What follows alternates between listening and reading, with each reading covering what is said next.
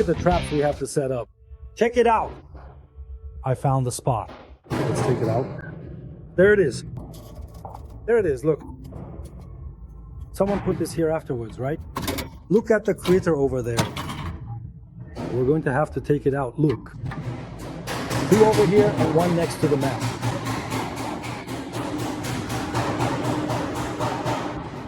Holding your reference. So let's release it there.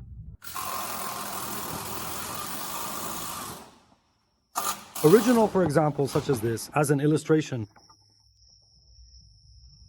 Check it out, guys. It's in hand. Recovered. This door is really locked. Look at that, man. We always reinforce it from the inside so we don't lose the car's structure. So that had already been done when it arrived here, right? We removed part of the firewall and now there's your illusion. Look how crazy the way these guys do things, right? It's obvious, right, guys?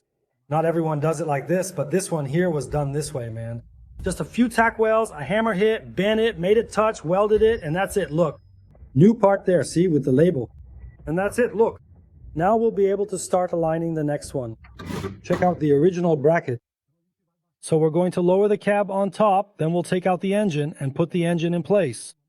So let's get to work because there's a lot to do here. Yeah, absolutely. New part, all dented, totally messed up.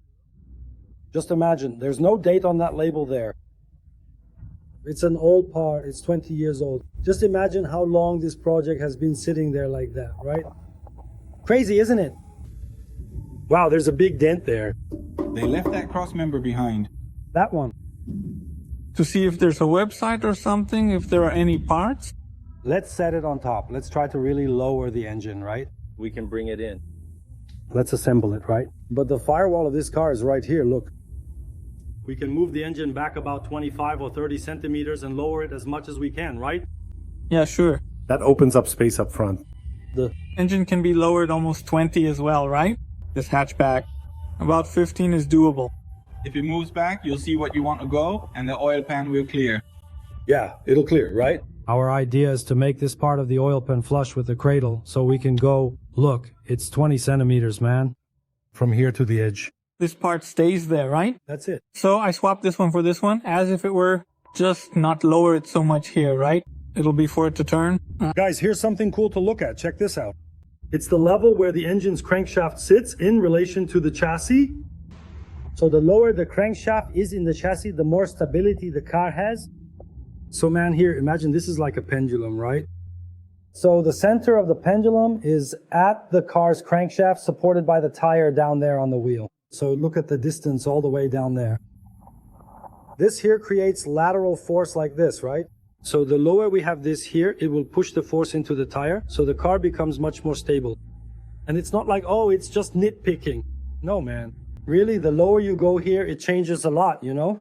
Just a difference of 5 centimeters here, and you can already feel a change in how the car drives. Center of gravity, right? Yeah. That's it. It totally changes the car's center of gravity, right?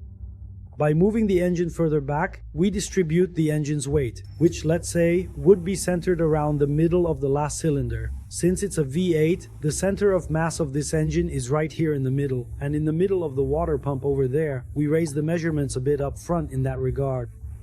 But the further back we have this line here, and the lower we have the car's crankshaft, the better this project will perform, whether on the track, on the street, in drag racing, anything. So the lower and further back, the better. With this kind of setup, just these details alone can make a car above average. Maybe what we really need to change here is this guy right here. We're going to have to remove this structure here. Making another one here is no problem at all with the channels, right? But what about the sides, the frame rails themselves? Like this, it's really good, man. You have to remove everything. There are some markings. That's absolutely right. Here too, on the other one as well.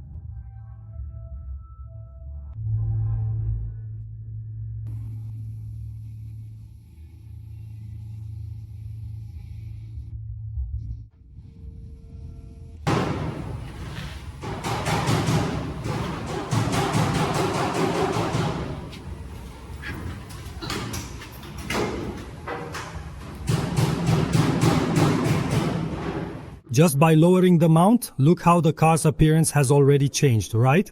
Look where this line is now. And here you can already see the height of the engine in relation to the body, right? So look how much we have to lower this to get a proper setup for the car, right? Now here at the rear, it's in the right place. Let's clean up here and start aligning it on top of the chassis, and then we can start adding the mounts and lowering the engine. We'll probably have to remove this big central part here. Look, it comes all the way here, right? We're gonna remove it. Let's do something spot on now for the height, right? So we have to cut and patch things up. So cut it, take everything out, and redo it all from scratch.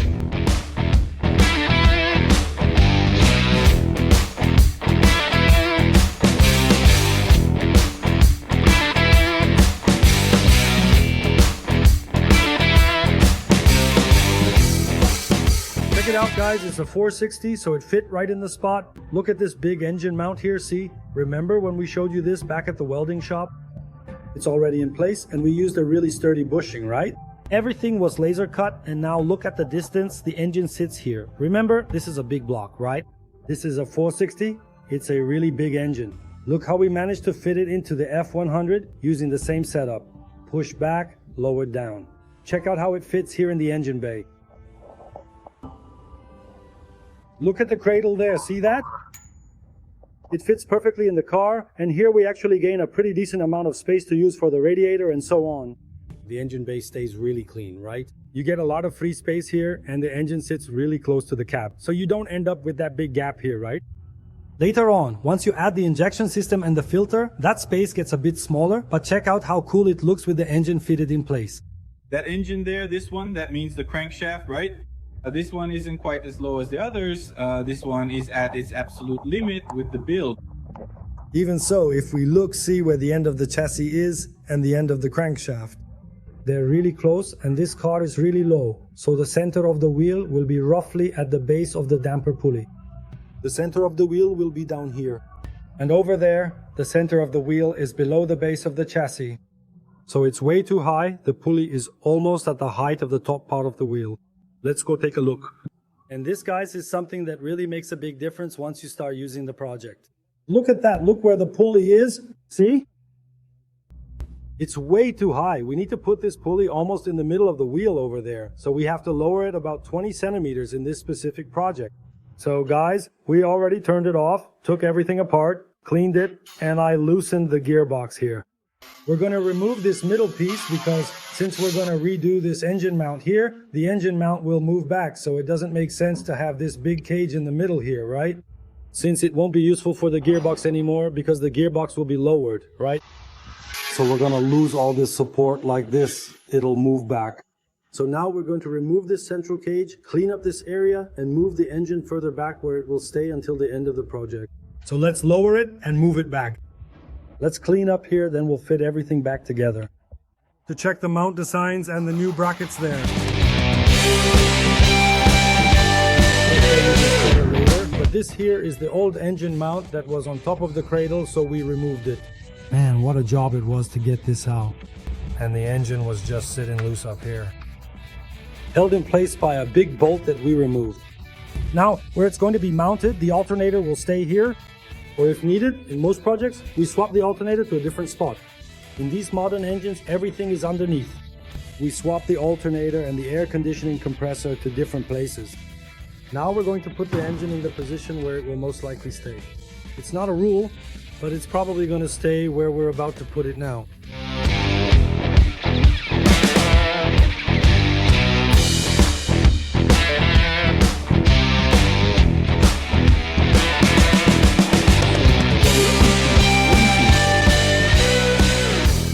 Look guys, we flipped it over again, and now we're going to break all these welds here to remove this floor panel. So take a look here. This floor panel here is from a Taroi, see? This floor panel is from a Taroi, right? And they welded the Apache on top of the Taroi. They made a cut here, and here it comes out. Look, the Taroi again. So up here, it's still the original Apache floor and the Taroi one that we're going to remove now. And that changes everything. Look at this. The Taroi's cab mount and the Apache's cab mount. So we're going to remove whatever is necessary here and relocate what? We're going to remove the Taroi's floor panel to use the original Apache mount. Also, here on the chassis, whenever we need to remove something, we'll carefully do so, and then we'll create a new mount based on the Apache's original mounting design.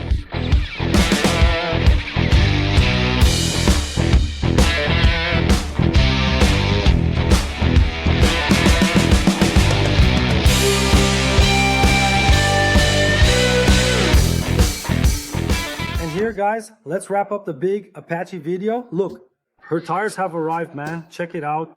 We're going to use 335/30 R20 on the rear, okay? That's quite a tire to match the wheels, right? Look at that big tire. Just think about how good looking this tire is, man. Both the tread and the sidewall here, look. Check out how awesome this big tire is. Look at that. 335/30/20. And the front ones, take a look. So cool. I'm going to put both of them here side by side. There you go, look. 285, 35, 19, okay? So we use 19-inch rims in the front and 20-inch rims in the back, all right? On these cooler, bigger projects. So here they are, both tires are the same, just one is 20 and the other is 19. At first, it's going to be set up pretty much like this one here, right? The wheel sizes are very similar, although the front one here is flatter, right? Because we have the Crown Victoria axle on the F100. So we really narrowed the wheel down there, right? And the Apache's wheels are more concave, right? And with the offset a bit more inward, okay? So the big tires have arrived and soon we'll mount them and bring them to you firsthand. And while we're at it, let's wrap up this video here. If you liked it, leave a big like, man. If you have any comments, anything you noticed, if you like this type of video, what else should we show? In this part of the process, we usually show a lot of the assembly, the finished result, right? And we don't really show the process itself. So if you want to see the process, man, let us know. Leave it in the comments. This part is really important for us because we can change the format and flow of the video to what you guys like more, right? So go ahead and drop the comments, leave a big like, and if you're not subscribed to the channel yet, man, subscribe now. Next video, man, is something that actually gives us chills here. I don't even know what to say, but in the next video, we're going to check out something new for us and for you guys here on the channel. Stay tuned, man, because the next episode is going to be... Let's go, man, let's go. Let's go together, man. Let's go together. Hey, hey.